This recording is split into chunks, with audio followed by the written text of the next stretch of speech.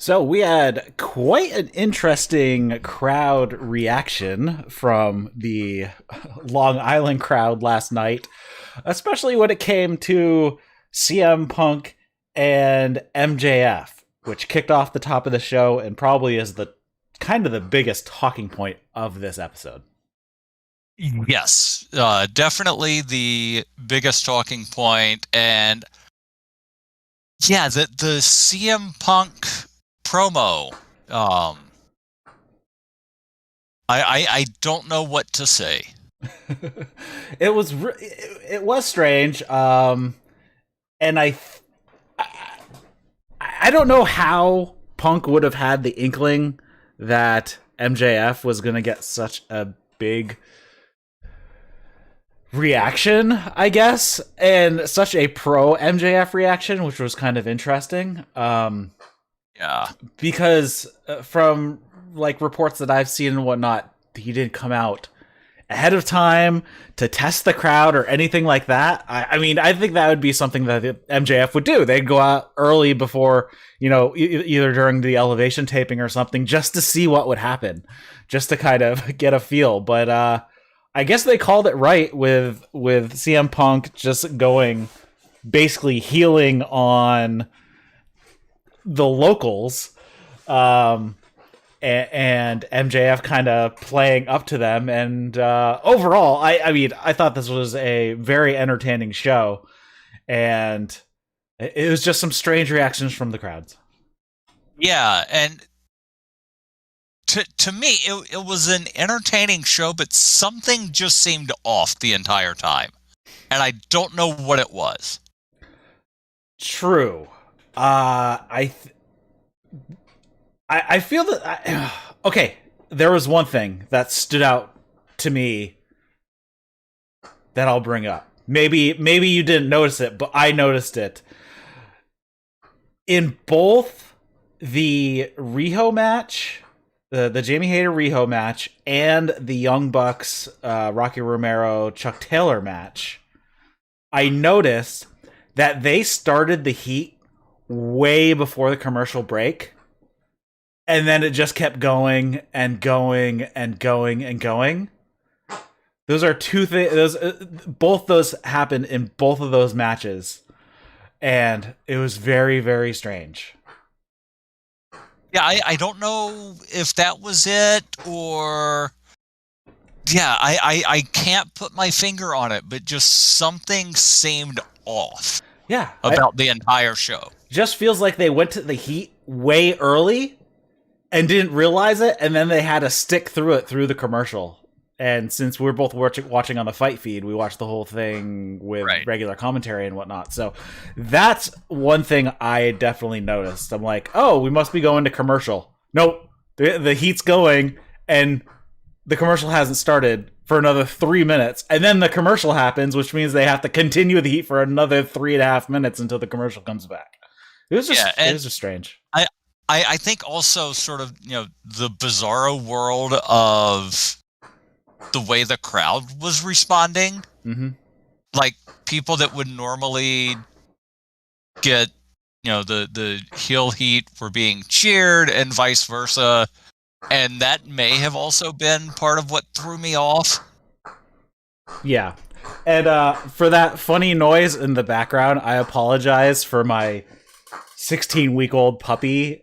He is chewing on a farting bear, and I have no idea why he is, but he is. Hey, that's fine. I thought you had a duck.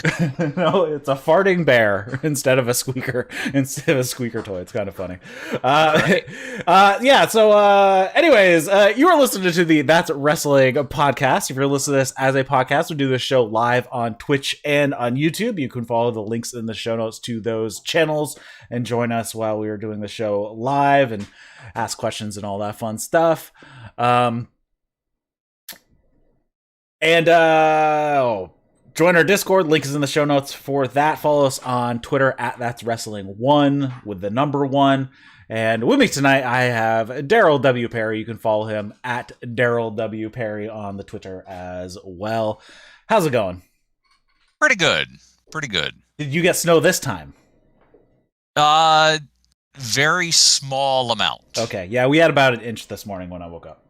Very small. Like there's a dusting on the sidewalk. Yeah. You're like on the edge of that. You ride the line where you live, so. Yeah. All right, so let's get into the show here.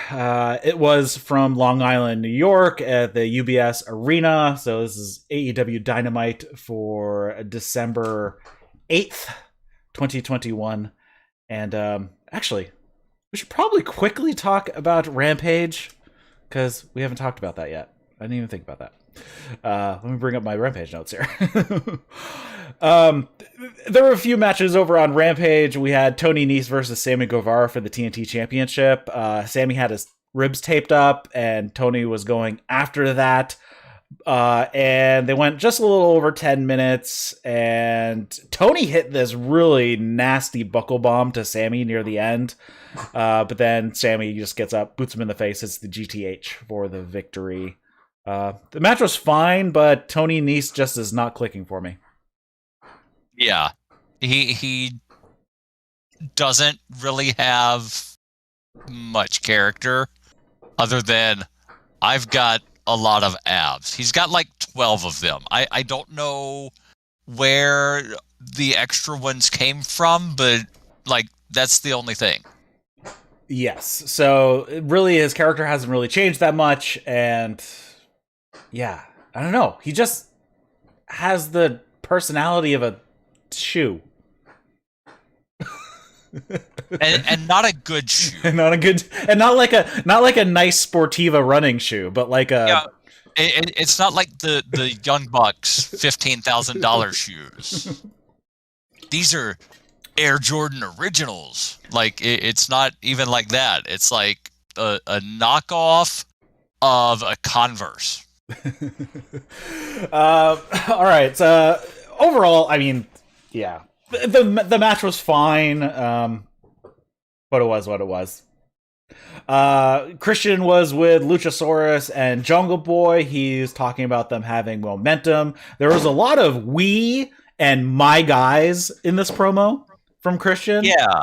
I wonder if he's joining Jurassic Express and like Marco is going away, because like Marco's not been around for a while. I don't know why that is. I think we had discussed this recently as well.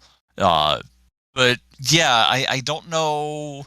Like, is Christian moving into like a manager role? Yeah, I don't know. What? I don't know. So I'm curious if if that comes back for anything with him using that type of language. Anyways, he says, even if it's the last thing I ever do in this business, I'm going to make sure that Jungle Boy and Luchasaurus become the tag team champions. Yeah. So then we had Jade Cargill versus Janaya Kai. Thunder Rosa was on commentary because Kai is one of her students. I have to say Kai has an interesting look. Looks like something out of Street Fighter 2. She wrestles without shoes on, just with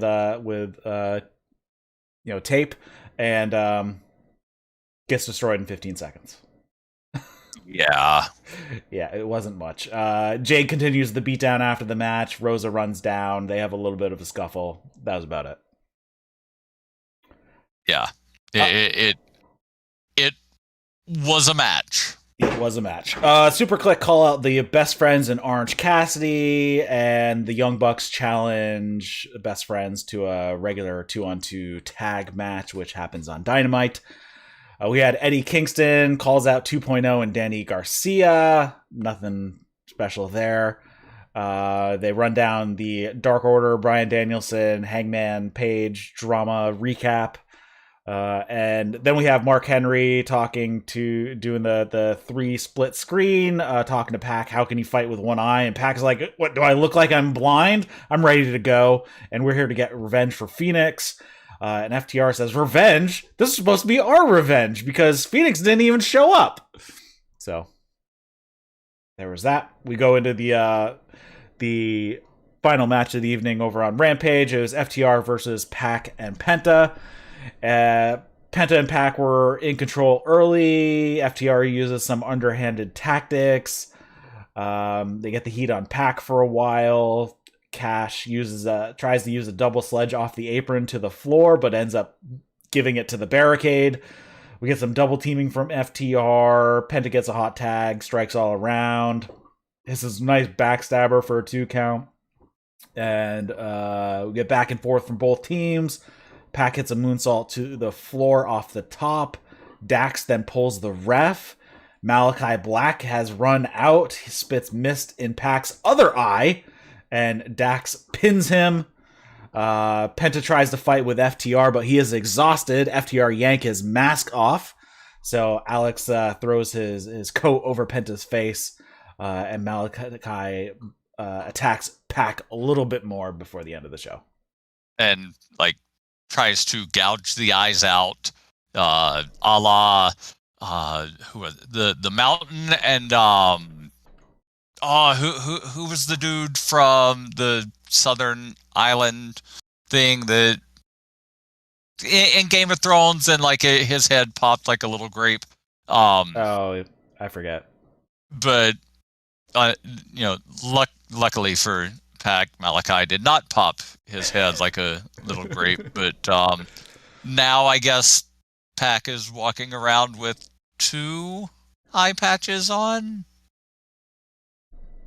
I mean, we haven't seen him since this happened, so I don't know. Yeah, he's got the poison mist in both eyes. I don't know how long that's supposed to, like, how long does poison mist stay in one's eye after it gets spat there? I don't know. We will see, because we have another incident later on Dynamite, though I have some ideas about that have been brought up by other people. I am curious where it's going to go. So when we get there, we'll talk about that. Okay. So we move on to Dynamite. Tony Schiavone, Taz, and Excalibur were on commentary for the evening. JR is still doing his radiation treatments. What I've seen on Twitter, they're going well so far.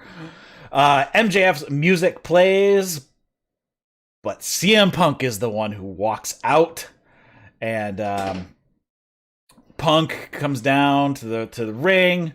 And he mentions that, he got a louder response in Chicago, and that, MJF's your guy? And your guy has said he was going to be better than Piper in Portland. And he says he's not even better than Piper in Hell Comes to Frogtown. Is that a movie Piper was in? I believe so. Okay. I'm guessing it was definitely was a movie. It came out in 1988. I'm assuming Piper was in it, and it was a crappy movie, I'm sure. It appears that Piper is on the movie posters and the cover art. All right, so that pretty much tells you all you need to know. It was a crappy movie. Yeah. So he talks about how, I get it. The hometown kid always gets the cheers and whatnot. And he talks about how he hated Dennis Rodman because he was on the Detroit Pistons. But as soon as he came over to the Bulls, then he was one of his guys. And then he talks about how he's really interested in the Hangman Page, Bryan Danielson title match. So he's keeping an eye on that. And he knows that MJF is doing that as well. And then he challenges MJF. He wants him on a one-on-one match. And that was basically it. And he basically says that the Islanders are crap. They haven't won anything in this building. And that you're all chicken shit.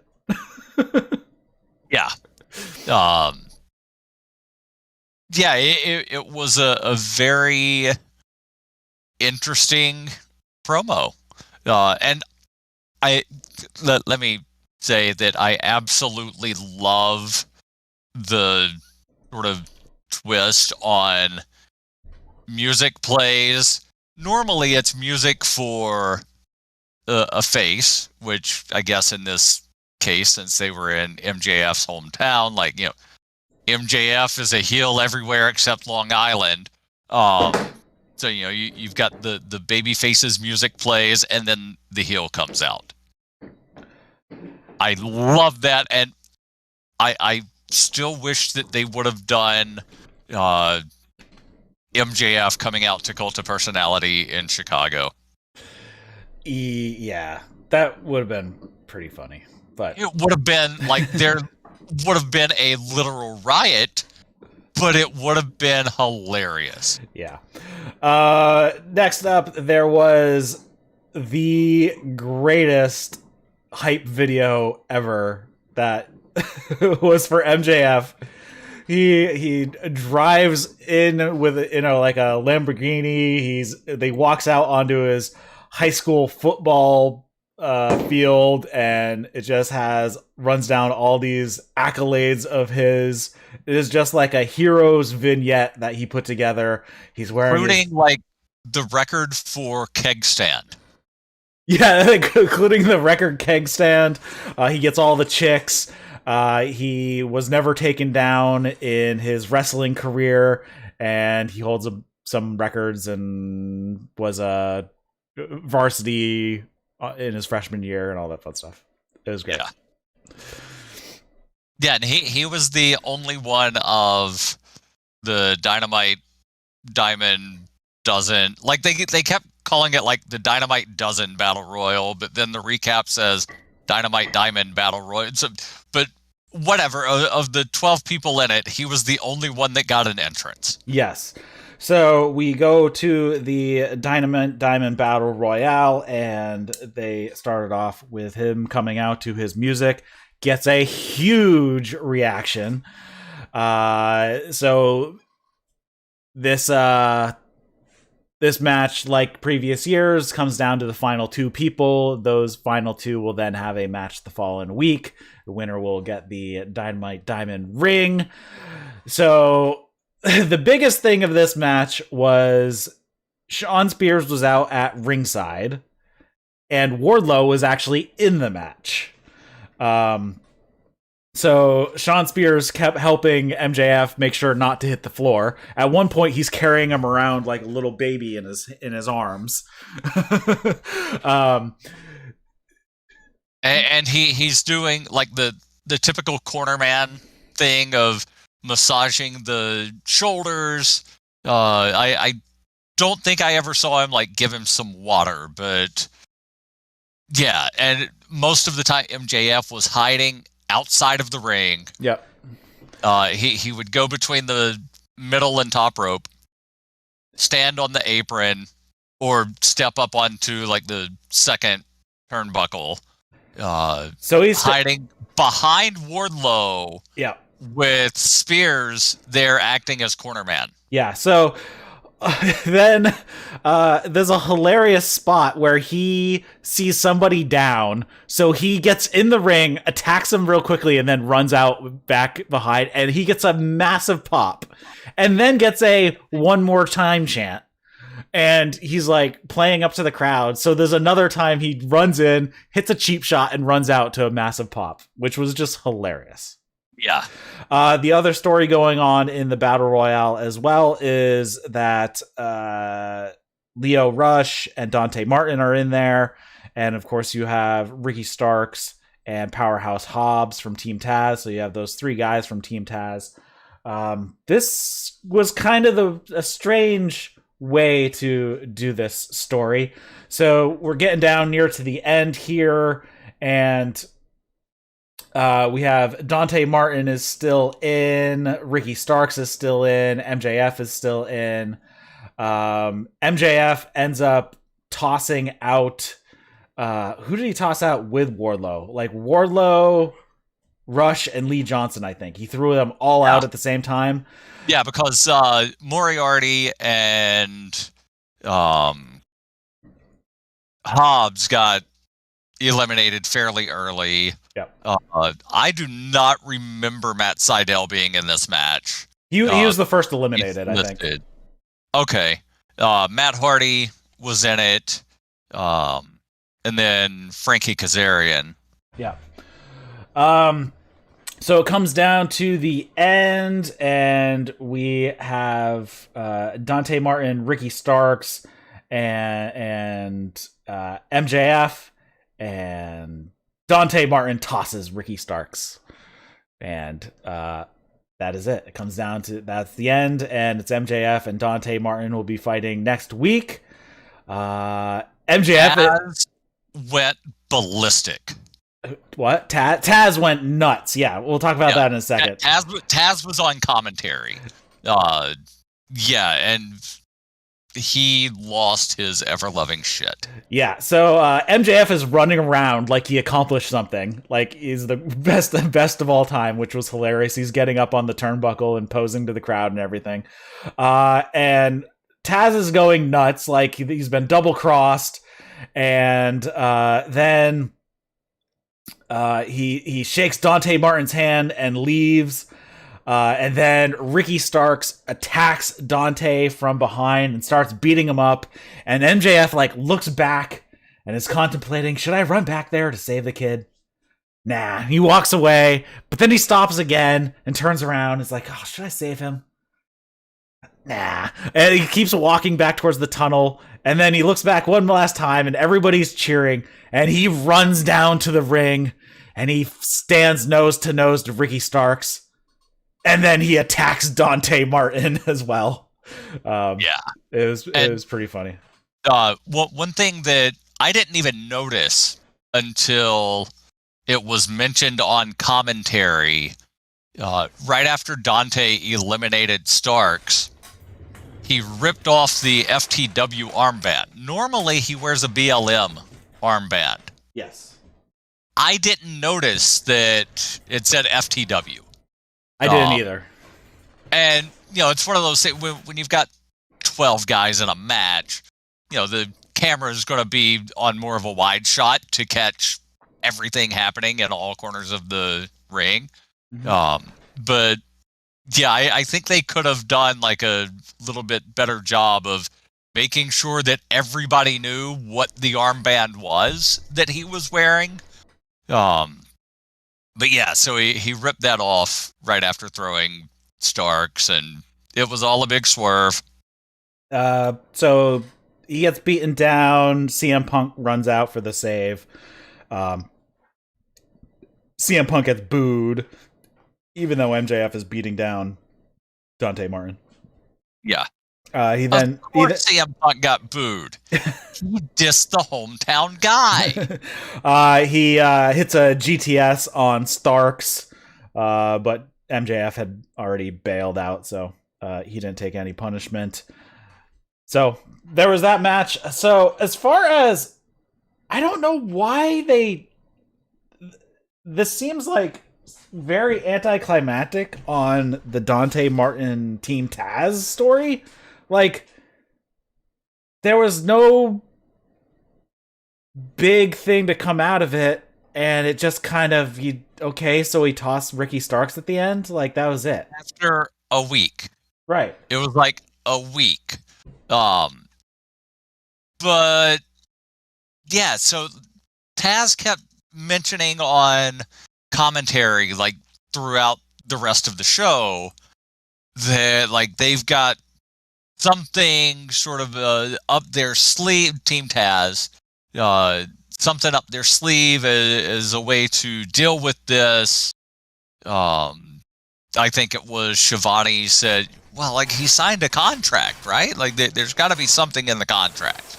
So I'm guessing at some point we're going to have either in-ring or backstage some kind of legal segment where we find out exactly what was in the contract. How do they wind up, dealing with this? But yeah, there should have been a little bit more of a build. Yeah, it was just like came out of nowhere and was it's kind of strange. So unless, hold on, I've got a thought that's formulating here. Unless the swerve is itself a swerve. which is a possibility. Another possibility, it would be hilarious if Lio Rush signed away Ricky Starks. Or something like that happens as well. I don't know. Leo sign away Ricky. What? Oh, you're saying Leo got Ricky to sign with him. Yeah, so like a swaparoo. Yeah. And then there could be some kind of bigger thing to where, like Dante thinks he got one over, and then, well, turns out page blah, blah, blah of the contract says that if you this, that, the other thing, then, you have to basically be our indentured servant. Yeah, I was thinking about a slight hostage situation. Yeah. So I guess and then have all kinds of tag team matches where it's Dante and a member of Team Taz, and Dante keeps trying to screw them. Yeah, there's several different ways that they could do this that would be very interesting. All right, we move on to the match of Jurassic Express and Varsity Blondes versus the Acclaimed and 2.0. Christian and Julia Hart are at ringside with Jurassic Express, Luchasaurus, and the Blondes, and Daniel Garcia at ringside for the Acclaimed and 2.0. Yeah, it was actually Christian left and went to the back. He left the guys at the top of the ramp, so he was not at ringside, but Julia was. Oh, right. I was reading the AEW description of who was involved, and they have Jurassic Express and Varsity Blondes with Christian Cage and Julia Hart. And then the next sentence says Cage left. Okay. Overall, this was a fine match. I mean, this is kind of the, I guess you could call this the party match of the evening. I have to say, Anthony Bowens is just great. He hit some amazing strikes, though I think he went a little hard at Bryan at one point. And 2.0, of course, so Danny Garcia got involved near the end here. Eddie Kingston runs out, yanks him off the apron, attacks Danny, and leaves. Jungle Boy then gets the snare trap on... I forget who even tapped out. Let me scroll down. Yeah, Caster, yes, that's what it was. He taps out Caster for the win. I mean, the match was fine. I don't know. Really, the only thing that's coming out of this is Jungle Boy getting a win here, heading towards, I'm assuming, a title match for the tag titles soon-ish. And Kingston still having his issues with 2.0. Yeah, and this is sort of the first time we've seen the Blondes in a while. Yes. Yeah, so it was a fine match. Mm-hmm. I kind of wish that instead of doing these 8-man the way they've been doing, where you put 2 different tag teams together to face 2 other, do a 4 corners match. Yeah, they don't do too many of those. They don't do many triple threats. They don't do too many fatal 4-ways. So yeah, but there was also, and this is sort of standard in these large multi-man matches, where you've got a brief little spot where everybody hits a move on somebody else. Those are always fun spots. So when do you think that match is going to take place with Luchasaurus and Jungle Boy versus whoever the tag champs are at some point? I don't think they'll wait until Revolution. Having it at New Year's would be too soon. Is it a maybe battle of the whatever- belts? Maybe. Yeah, I was just about to ask, what's that named show in January that they're doing? Yeah. So yeah, maybe Battle of the Belts. But again, I think it's only a 1 hour show. So I don't know. We'll see how that plays out. Next up, actually, after the match was over, there's Eddie Kingston's in the back, and he's with Ortiz, and he's talking to the camera, and out of nowhere comes 2.0 and Daniel Garcia, and they beat down Ortiz and Kingston in the back, and a bunch of refs have to come and break it out. Yeah, and I didn't catch this, but they have it in the recap notes. Garcia screamed "Buffalo." I didn't write that down, but yes, he did. So I don't know. Is Garcia from Buffalo? Is like, the Garcia Kingston thing? Is it some sort of like New York rivalry? Actually, I think he is from Buffalo, because I think he was a student of Blade. Okay. Or at least they knew or were associated. So yeah, he might be a Buffalo guy. So now I'm wondering, like, are we gonna have Kingston and Ortiz and one other person? Well, Santana, Ortiz, and Kingston versus 2.0 and Danny. Yeah, so I didn't know if you were gonna, get Santana or, do this when Mox comes back against 2.0 and Danny. Yeah, I don't know. We'll But see. I either way, I'm for it. I mean, Jericho still has an issue with 2.0 as well, so Yeah. I don't know. There's a whole, but 2.0 has injected themselves into a lot of people's business. So there's a lot of people who could stake a claim to beating the crap out of them. Yes. Next up, we had Tully and FTR. Basically, they're talking about they're running down their history with the Lucha Bros, and refer that, hey, coming up on Rampage, we have a shot at the titles. But I think it's just a regular. It was going to be 2 out of 3 falls, but then I think since it got rescheduled from last week, it's just going to be a regular match this time. I believe that's what it is. And also, like, the AAA match, I think at one point was listed as a 2 out of 3, and then it became a ladder match. Yes. So, Wheeler says the Lucha Bros have never beaten FTR. I mean, that one victory, that was a fluke. Because, I was illegal.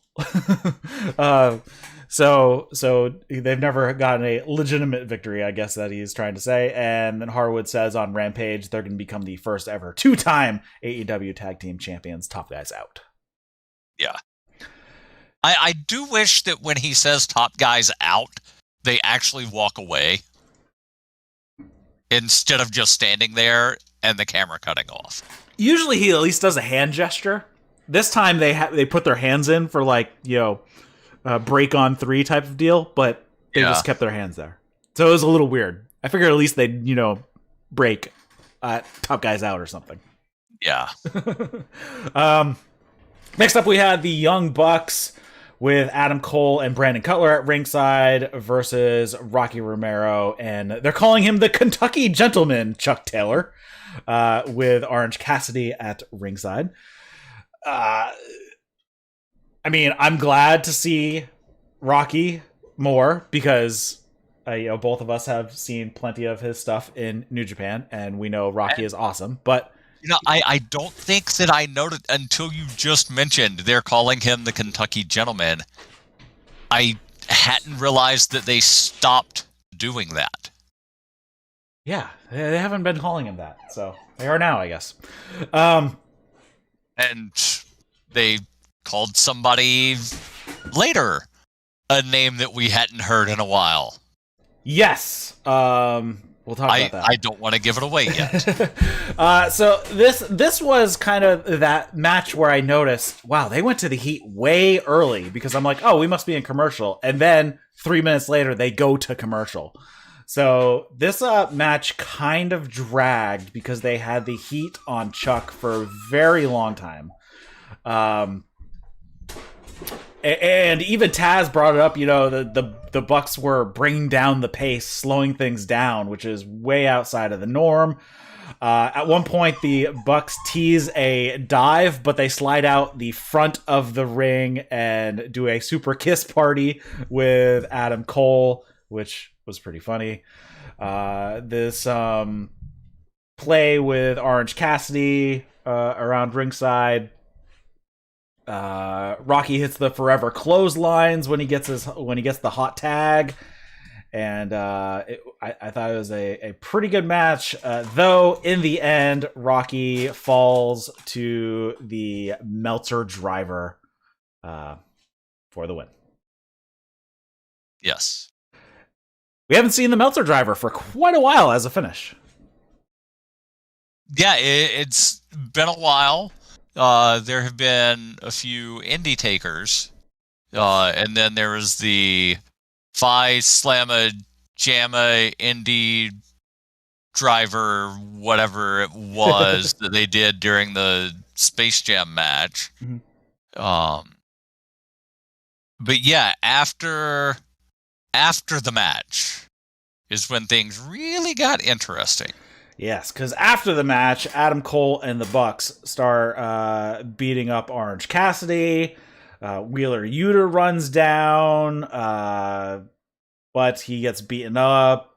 Adam Cole hits a Panama Sunrise on Orange Cassidy, and they're setting it up for the Super BTE trigger. And in comes a white minivan, and it is Sue driving Trent. And Trent gets out of the minivan, gets a kiss from his mom. Trent Beretta. Yes, and they called him Trent Beretta. Yes.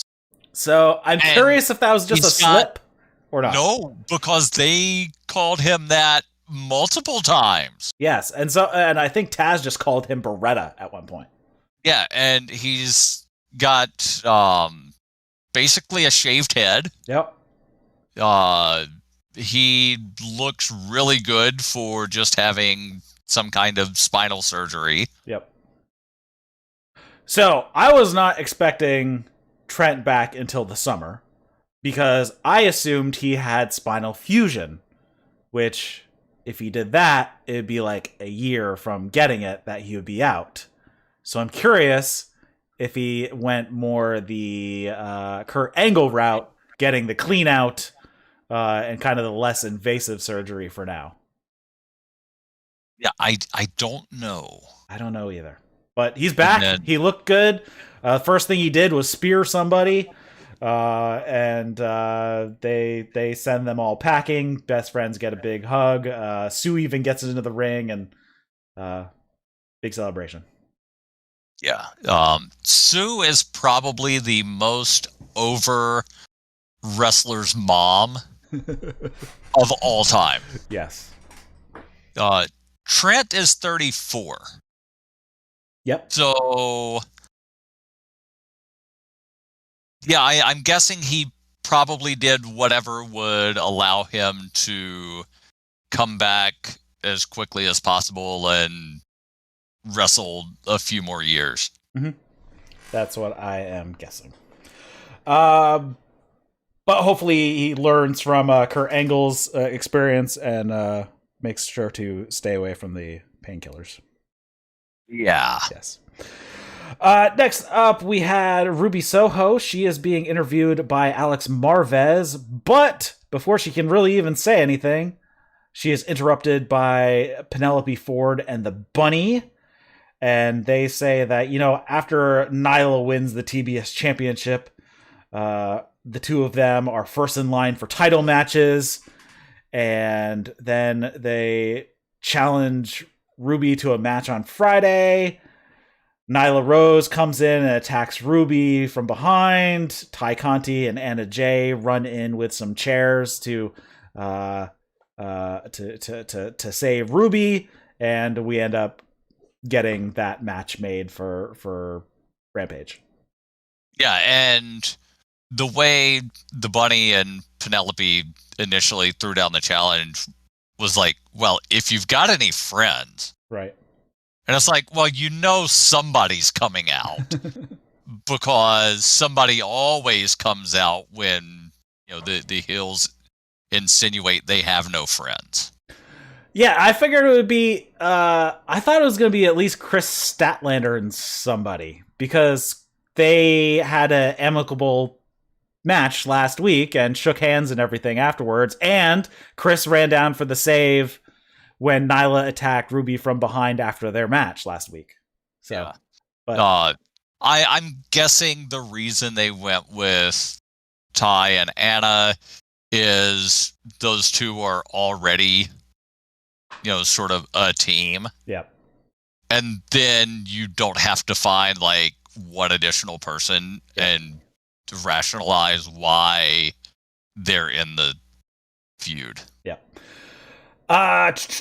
Where are we here? Sammy Guevara, he's out on the stage with Tony Schiavone, and he's about to get interviewed, and Cody Rhodes music hits. And he comes out. He is wearing a sleeveless shirt. You can see the burns on his arms. And he basically says, so, you got the open challenge going. Just want to let you know that Tony Khan has announced that I will be facing you next for the TNT Championship. Yeah, I thought he said something about Christmas. But yes, I think it's for the Christmas Rampage. Okay. So Rampage normally is on Friday, but TNT does 24 hours of a Christmas story on Christmas Eve. So Rampage is actually going to be on Christmas Day. Right. Yeah. So there's not going to be a Sammy match next week, I'm assuming? I guess not. If this is waiting until Christmas? Well, there's Winter's coming on Wednesday, and then there's a Rampage 2 nights later. Correct. Okay. That is what I took from it. Then up in the crowd, we have Men of the Year, Scorpio Sky and Ethan Page. They're talking, really, you just get a title match. It must be nice being an EVP and get whatever you want whenever you want it. Me, Dan Lambert had to get me my title shot, and Sammy basically says, okay, you come down here and we'll fight for this thing. That's fine. And that was about it. Yeah. And they're like, no, we'll do it on our time. Then why don't you answer the open challenge? Right. Like if you're so worried about, wanting a match and there's an open challenge, show up early, make sure that you're standing right outside of, wherever it is that they put the sign-up sheet and sign up first. You would think? I really want to know, like the kayfabe, not the, actual reasons that different people answer, but like, what are the kayfabe rules of answering the open challenge? Don't know. Like, within the world of kayfabe, is there a sign-up sheet? Maybe. I don't know. It's been a little loosey-goosey. Yeah. Next up we have... And if you can say, like, I got next, then just be like, all right, well, I got next after him. and then you start a queue. Mm-hmm. Next up, we had Jamie Hayter versus Riho, Britt Baker, and Rebel at ringside for Jamie. This match was great. The crowd was not. Yeah. The crowd was not into this match at all, but it was a really good match. And again, this is one of the ones they went to the heat way before a commercial break. And since they went to commercial, they had to continue with the heat through it. And it just felt weird. But basically, Jamie beat the crap out of Riho for a long time. I love Riho's bumping because she takes that ragdoll style that Kenny Omega uses as well. Ricochet. Ricochet is one of my favorite bumpers because he just takes that ragdoll style and just like flops in everywhere. And like it's really easy for Riho to ragdoll because she's so tiny. Yes. There's a few brutal spots in here. Jamie hits Riho with a choke slam backbreaker, which was just nuts. There's also a time she throws her low into the corner and like Riho's like knee slides under the bottom rope and like takes the middle turnbuckle to the face. And Riho at one point hits a code red. She also hits a suplex off the top rope to Jamie. Jamie took a wicked high bump. It was a crucifix bomb actually off the second turnbuckle, and then Riho hits a running knee, which I forget what they're calling it, but gets the pin on Jamie. Yeah, good match. And then, of course, Britt Baker and Rebel get involved after. Although Rebel actually, I know specifically, she got involved once, sort of not knocking Riho, sort of distracting Riho when she was climbing up the turnbuckles to do something, and then as Riho was fighting Rebel, Jamie came over and then started beating on her. Yep. So after the match, Britt, Rebel, Jamie, they all beat on Riho. Baker puts on the lockjaw, and that was about it. So at some point, the women in the women's division, the baby faces specifically, need to realize, oh, you know what? Anytime I'm fighting one of these three, Britt, Reba, or Rebel. Why do I keep calling her Reba? Because Brett keeps calling her Reba. Brett, Rebel, or Jamie. If you're fighting one of them, you know that you need to find a couple of people to come to the ring with you to sort of keep an eye on the other two to make sure that they don't get involved during the match.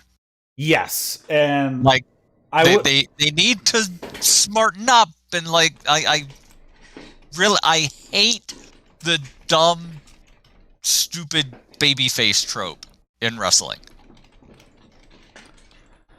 Yeah, I'm trying to think of. I think something that might happen. Is that match next week? Riho versus Britt? Yes. When is that match? I believe it is. Is it? I don't think they announced it. I don't see it. I don't see it here being next week. Okay. I think if they have another match between now and whenever that match happens, that there should be another match. They get involved, and then the stipulation on Riho Baker is Rebel Jamie are banned from ringside. Ooh, yes. Because then I think if that happens, and then assuming Britt beats Riho, it'll be the first time she'll have beaten Riho, but it'll also be a clean win just to bolster her title reign some more. Yeah. I think that would be a good call. Yeah, so I'm looking here at the card so far for next week, and yeah, the women's match for Dynamite is Sheeta Deeb. Yes. Okay. Taz has big news. Hook is making his debut on Rampage this week. You know, I've been wondering when this was going to happen for a really long time. I was not expecting this to be considered big news. Apparently, he is super over with the crowd. And he's facing Fuego del Sol. Yes. So, I mean, it's Fuego del Sol, so. Yeah. Not a huge deal, but still. Right, like, you know, I thought it was going to be one of these things of, you know, Hook is having his first match, and he's going up against Brian Cage. Or who's somebody else? He's going up against Leo. Mm-hmm. Or somebody else that sort of, you know, got beef with Team Taz. Nope. Fuego del Sol. You got to pick off the weaklings. The Fuego del Sol, Mobile's most popular luchador, but like that's not big. That's not big news. No. I realize Taz is, you know, really excited because it's his son. Not big news. Then we have the Varsity Blondes are out on the top of the stage with Tony. And he starts to ask them a question, but before anything happens, the lights go out. Lights come on. Malachi Black is standing there, spits the mist in Julia's face. Lights go out. Lights come on. He's gone. Julia's screaming, and that was that. And if you noticed, she kind of moved her hand away from her eyes a little bit. She did not appear to have anything on her face. Yes, it was a bit of a long shot. Yeah, so I don't know if he used something other. The description here says the black mist, but it very obviously was not black mist. Is there another kind of mist that he might use? Yes, this is where the speculation comes in. Is he poisoning her to take her over to his side? Ooh. And this is to turn Julia into a minion of Malachi. Interesting. Interesting. I don't know what the point of that would be. I don't know either, but hey, could be interesting. But interesting theory. As long as she doesn't find a doll and a swing set, which should be okay. Yeah. We already had one cheerleader turn bad, so we don't need another one. Yeah. All right, next up, we had the final match of the evening. Oh, wait, can I just point out that this was, I think, the third time on this episode that an interview segment was interrupted? I mean, that's pretty typical. Or the person even got an answer out. Yeah. Like, I understand, you know, like once or twice, but like every interview segment that they had was interrupted. Somebody did a stat once about AEW's interview segments getting interrupted, and it was something like 84% of them get interrupted. Okay. Something crazy like that. So- In the first year of Dynamite. It's gone down, but it was really high for like the first year. So like 80% of the interviews get interrupted, but we don't get a lot of rematches. We don't. So, it's a trade-off. Yeah. I guess. I'm okay with that. So we had the final match of the evening, and this was Bryan Danielson versus the Dark Order's John Silver. And this match was awesome because Bryan Danielson is awesome, and Johnny Hungy is awesome. There was a bunch of Johnny Hungy chants. Just a lot. I was a little surprised at how over John Silver was in this match. Just because the way the crowd had been responding to other things throughout the night. But then again, I remember John Silver's from Long Island. So I'm guessing they're just cheering all of the guys that are from their hometown. Yeah, I mean, Bryan Danielson has been healing it hard. So, I mean, at this point, pretty much everybody's MJF. I know. But that's a different thing. MJF, I think even if they were somewhere else that was not John's hometown, John would still be clearly the babyface over Bryan Danielson. Yeah, I'm just saying, the way they were responding up until this match, I partially expected Danielson to be getting cheered. Yeah. But this is a hard-hitting match, back and forth. At one point, Silver countered a dive off the turnbuckles with a power bomb. I think Bryan was going for a shotgun drop kick off the top, and Silver hits him with a power bomb out of it. Silver hit and that was the same sort of move that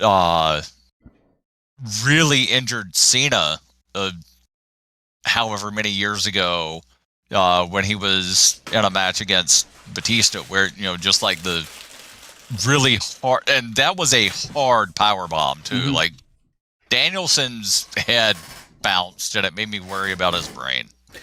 Then Silver did a cannonball off the apron to the floor, and there's some back and forth back in the ring, and then Silver was looking for the spin doctor, but Danielson gouges the eyes and then throws a ton of elbow strikes, basically knocks him out, hits him with a gotch pile driver, and then Danielson basically put on a full Nelson on the mat, but Silver was already out, so the ref called the match at this point.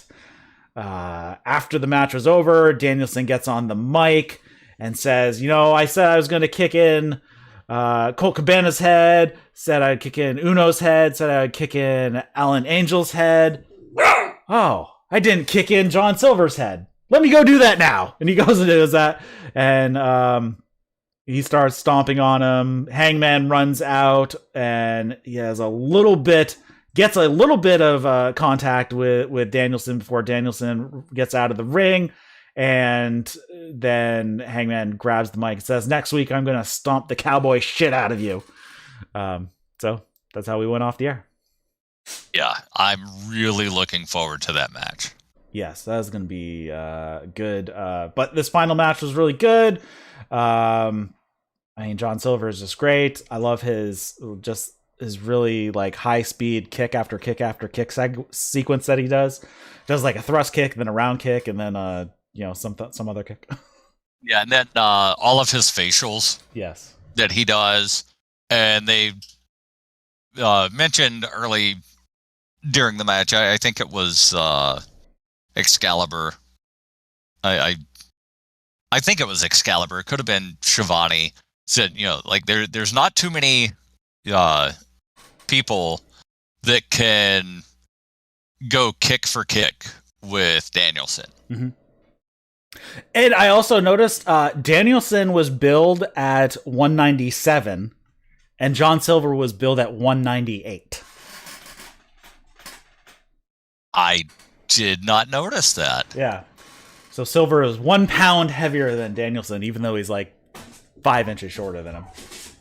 Yeah, but like his bicep, while they're not, like super toned where you can see the muscle bulging out from the skin, like his biceps are freaking huge. Yes, he is a big guy. He's thick. He's thickly built. Yes. He's not fat. He's just covered in muscle. Yeah. For next, like he's got that body structure of almost like a strongman. Yeah. Like the guys that do the world's strongest man, where it's like, they're just like very thick and stout. Yeah. We have for Rampage on Friday, we have an AEW Tag Team title match, FTR versus the Lucha Bros. We have the triple, or I guess the 6-man or 6-woman, Ruby Soho, Anna Jay, Ty Conti versus Nyla Rose, the Bunny, and Penelope Ford. And then we have Adam Cole versus Wheeler Yuta of the Best Friends. So don't forget Hook versus Fuego. All right, and then Hook versus Fuego. That they, for some reason, didn't put down at the bottom of the AEW recap. Yep. And then for Dynamite, of course, we have the AEW World Championship match of Hangman Page and Bryan Danielson. We have another rematch of Serena Deeb and Hikaru Shida, which they did a little video for. Basically, Serena, I'm just going to kick her ass some more. Yeah, this is their rubber match. Yep. And then the Dynamite Diamond Ring final match, MJF versus Dante Martin, are all coming up next week for Winter is Coming. I'm sure we'll have a couple more matches announced Friday. Yeah, I was going to say, they'll probably announce either 1 or 2 more matches on Friday. And if next week is anything like what this week was, they'll announce a match 2.5 hours before the show. Overall, like the 8-man match that they had, that was announced at 5:30 on Twitter. Yeah, I mean that tends to be usual. They tend to get 5 of the 6 matches out there before the show, and then like that last match might be a few hours before on. Yeah, but by the end of Rampage, we usually have five matches ready to go. Yeah, I much prefer the announcements coming before the show starts than show starts and then authority figure comes out and announces a match, or show starts, there's a promo segment gets interrupted, authority figure comes out and says those 2 people are having a match. Yeah, all the matches are scheduled. So when the show starts at the beginning, we get all the matches that are going to be on the show that night. Just like, any other sport, any other combat sport, boxing and UFC, they know what, they don't like willy-nilly throw these matches out there. Yeah. Could you imagine, though, going to a boxing event and not knowing who was fighting? Only knowing, like, 3 of the matches and thinking what the main event is, but not really sure because, card subject to change. And then, like, out comes Don King. And then, sets up the main event for the night. Yeah. That'd be pretty funny. Overall, really good show, I thought, this week. I'm looking forward to Winter is Coming next week. I'm looking forward to Rampage tomorrow night because I want to see how Hook does. I heard the match was actually pretty good.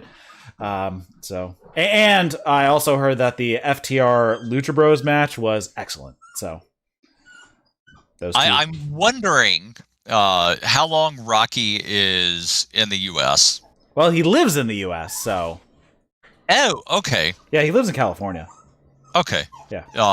So maybe, he'll be on AEW a little bit more. Probably. Did you notice the music, the music at the end of the Young Bucks Chaos, and they actually have it listed as Chaos. Yes, and on AEW. Sue is now a member of Chaos. Did you notice the music? The Roppongi Vice music. Yes. Yep. Which, for people not familiar with New Japan or Chaos, Roppongi Vice was Rocky Romero and Trent Beretta's old tag team. Yes. When Trent was still a junior heavyweight. Yep. Yeah. So we'll see. I'm hoping they. I mean, I'd love to see Trent and company do some New Japan stuff coming up next year. I know. I'm guessing that's going to be happening. So we'll see how that all plays out. Yeah, and I'm also curious, like, are we going to get, and I realize introducing another set of belts right now might be a little too quick, but there's a lot of three-man factions. There are a ton. Are we getting trios titles within the next year?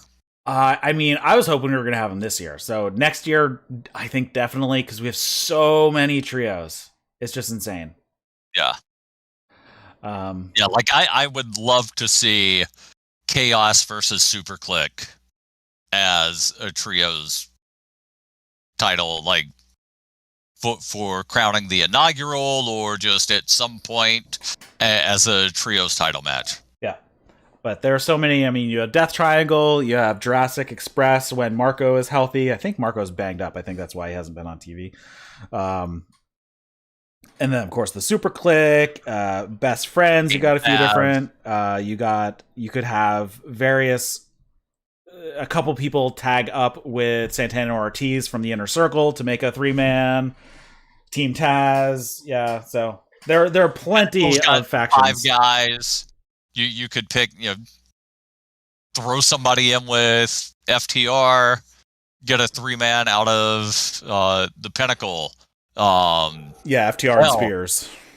Maybe Andrade, because he keeps hiring the services. Like, having Andrade be the third guy. Yep. So there are plenty of groups that you could do it with. So I was hoping we were going to have trios titles this year, but of course the pandemic kind of threw stuff out of alignment. So we'll see. I hope they come this year. So. Oh, one thing that we didn't mention during that opening promo from Punk, he was wearing a 4-pillar shirt. Oh, yeah. But one of the pillars being changed. Yeah. Yeah, he had Britt Baker in place of MJF on the 4-pillar shirt. Yeah. Which you can get, I'm sure. Yeah, I know that the normal 4-pillar shirt is available on the AEW shop. Let me see if the new one is available. If it is, I'm sure it's on the front page. Yeah. So I am going there right now. It is loading. That'd be great if you can. If they have it. They've got just a plain Hook shirt where it's just a white t-shirt that says Hook. Yes, the t-shirt is called the real 4 Pillars, which has Britt in place, so you can get it. Oh, that's great. Yep. They are a great t-shirt company. They turn around t-shirts like, oh, this is going on a shirt like right now. Yeah, the parent company that does all of the printing is called 1 Hour Tees. Oh, okay, there you go. Yeah, so the company that runs Pro Wrestling Tees and runs the t-shirt side of the AEW shop, it's 1 Hour Tees. All right. Oh, and Leo Rush, Dante Martin are called Highest Flight. All right. Anything you want to touch on AEW-wise before we wrap it up here? Nope. Good show. like I said, something seemed off, and yeah, it could have just been the weird Long Island crowd. Yeah. Hopefully things are back to a more normal crowd next week. Oh, and when Cody came out and then went backstage, he sort of hinted at going down the hill tunnel, but then turned around and went out through the face tunnel. So like, he's definitely like, he's a heel that is just trying to be a face. Yep. All right. Thanks everybody for watching and listening to the That's Wrestling podcast. If you're listening to this as a podcast, we do this show live over on Twitch and on YouTube. You can follow the links in the show notes to those channels. They'll let you know when we go live. Also follow us on Twitter at That's Wrestling 1 with the number 1. I post the links to the shows when we go live over there as well. You can follow Darryl at Darryl W. Perry on the Twitter. And link for our Discord is in the show notes as well. So, for Darryl W. Perry, my name's Eric LaRoche. You've been watching and listening to That's Wrestling. We'll see you later, guys.